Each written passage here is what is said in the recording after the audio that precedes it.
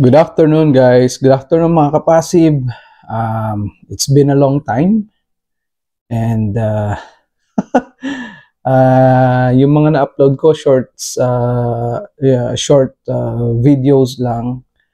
Kung nakita nyo yung dalawang video na na-upload ko, it's a video that I took from our trip, and that is why late na naman tayo nakapag-upload ngayon at nakagawa ng video to update you guys on our passive income investing strategy or our passive income portfolio. Yun, the reason why late na naman tayo is yun nga, we went on a short trip, 5-day trip to BC or British Columbia sa Vancouver, and also we went on the neighboring areas. We went to Victoria Island, and we went to Chilliwack, we went to Abbotsford to visit a family friend, and yon, North Vancouver. We did a lot of things. Kasama ko yung pamilya ko, and yun, yeah, we just enjoyed the trip, and I really thank God for the opportunity to spend time with my family. Quality time, and nakakapagod but very fulfilling, and masaya naman yung mga bata. Yun ang importante, na enjoy nila, and they had the opportunity to see the other side of Canada. So, yun guys, that's the reason why late na naman tayo nag-upload, and yun, even though we're traveling, guys, we're still earning, we're still getting our passive income coming in every week. So, yun ang kagandahan nitong strategy na to. Even though nag-enjoy kami, we are spending time together as family, we're not working, we still have income coming in, and that income we can use for this trip actually. Pero full disclosure lang guys, yung trip namin I put it on my American Express credit card. The reason behind is, or the idea behind is, because I get a lot of points or rewards for using that credit card, and nanghihinayang naman ako na i-cash or whatever, since mostly naman ang bills natin or ng let's say yung airfare, the rental car that we use, the hotel, they need the credit card. So yun yung ginamit natin, and siguro sa next video i-disclose ko kung magkano yung naging cost ng trip namin, 5-day trip, 4 nights sa British Columbia. So yun, reasonable naman siya guys, reasonable actually. Kilala nyo naman ako, practical, and hindi naman tayo we didn't splurge, but we also we didn't deprive ourselves na i-enjoy talaga yung experience. Yun guys, and yes, i-breakdown natin lahat ng nagastos natin for the trip, and just to give you an idea. And yun, so this is long overdue, yung ating passive income reveal for last week, and meron na naman tayong, actually may mga announcement na yung ibang covered call ETFs on their distribution for this week. So by week, this coming weekend ko na yun gagawin, and hindi na muna natin titingnan ng stock market ngayon, kasi nasa middle of the na tayo week. Pero yeah, you can check it out for yourselves, tingnan nyo kung anong nangyayari sa market. As of now, parang medyo pa rin, we're still on the downturn, and yung meron ng mga tariff issue na naman si Trump, and I think it's gonna be like worse than expected in both Canada and US, kasi magre-retaliate din ng Canada, and there's a lot of issue especially dun sa automotive or automotive sector na apektado nitong tariff na to. And there's there's a lot of confusion kung ano-ano yung mga, because kumbaga basically how this tariff will work on both sides. So yon, hindi ko nabanggit, or I can't remember, hindi ko tanda kung nabanggit ko ba sa inyo kung saan ako kung anong nature ng work ko. I work in a automotive sector, guys. We are building transit buses and coaches. So yun, yung nakikita nyo sa kalsada ng mga transit bus sa North America, it can be here in Canada or in the US. Most of our clients or customers are from the States. So makikita nyo dyan yung mga transit buses na ginagawa namin. So I work for New Flyer Industries, and we build, like I said, we build transit buses, coaches, hybrid, electric, full electric, clean diesel, everything. Yun. Yun yung ano natin. So hopefully hindi naman kami maapektuhan, kasi based dun sa last na kumbaga news inside the company is parang wala naman kaming layoff, pero hindi ko pa rin sure kasi hindi natin alam kung yung recent event na nangyari, which is yun ng automotive automotive sector na pinatawan ni Trump ng 25% tariff is just recently lang . So titingnan natin kung anong hopefully naman hindi kami maapektuhan dahil a lot of people rely on this job actually. A lot of our fellow kababayans, mga Filipino, our company employs a diverse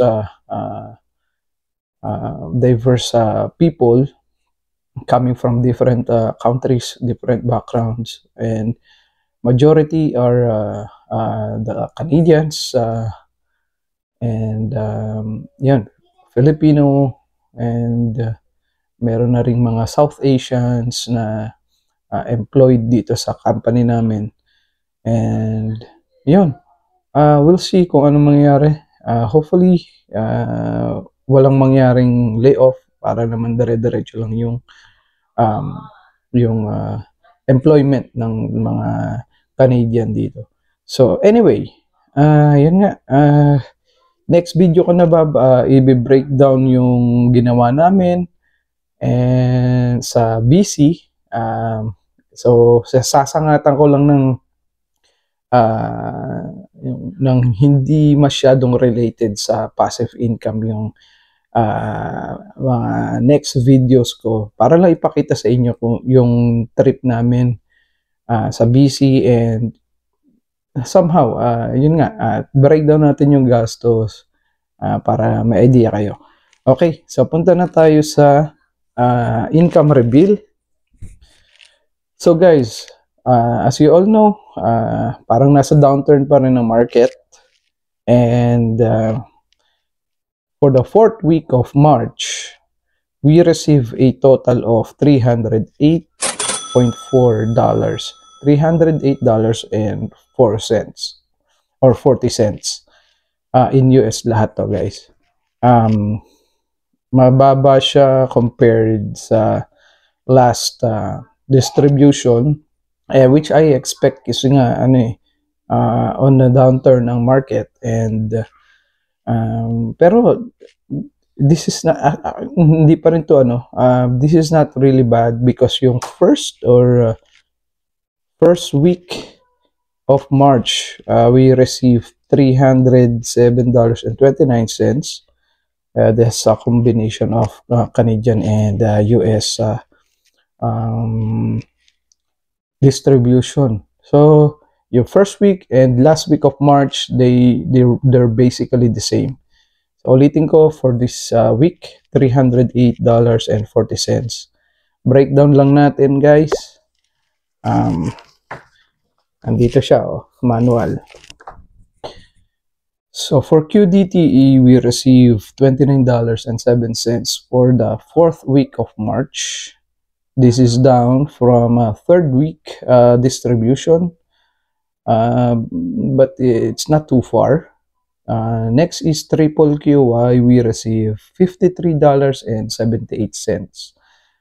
This is basically the same from last week's distribution, and the previous distribution. So for YMAG, we received $19.32. They're basically the same from last distribution as well. YMAX, we received $62.77. This is down by around $10 from last distribution. And then for NVDY, we received $143.46. This is down by quite a bit from last month's distribution. So itong NVDY is monthly, guys. So malaki yung binaba niya because last month we received $272.63 from NVDY. So yun, guys, ang total is $308.40. Tingnan natin kasi yung galaw ng market, I feel like the Trump administration is being, I feel like they're trying to isolate themselves from the world economy because lahat na lang gusto niyang patawan ng tariff. All the countries that trades with have a trading relationship with the US is parang lahat gusto niya patawan ng tariff. So I really don't see it as how that would really work out. Kasi parang for the longest time intertwined talaga ang economy ng US the other countries like us, Canada, Mexico, China, and some European countries as well, South American countries. It's intertwined all over because yung manufacturing sector ng US have been long gone. Ang dami nang nawalang manufacturing companies, manufacturing plants sa US. For some reason, hindi ko alam yung the whole story behind it, but think sa opinion ko lang, the reason why kaya nawala yung mga maraming manufacturing jobs sa US is because mahal na yung mahal na yung operation sa US, mahal na ang labor. So itong mga companies, mga investors, naghahanap yan sila kung saan sila makakamura. So ganun lang naman talaga eh. And itong proposal or yung idea siguro ni Trump is na ibalik lahat ng manufacturing jobs sa US. It sounds good, really, and I do agree na dapat maibalik yung iba or kung kaya. Pero ano ba yung economic implications na po pwedeng mangyari pag ginawa niya yun? And naisip ko is hindi na makaka-afford ng tao na bumili ng mga product na ima-manufacture sa US because the cost would be too much. And I don't think yung mga investors would do business kung kung saan hindi naman sila kikita, right?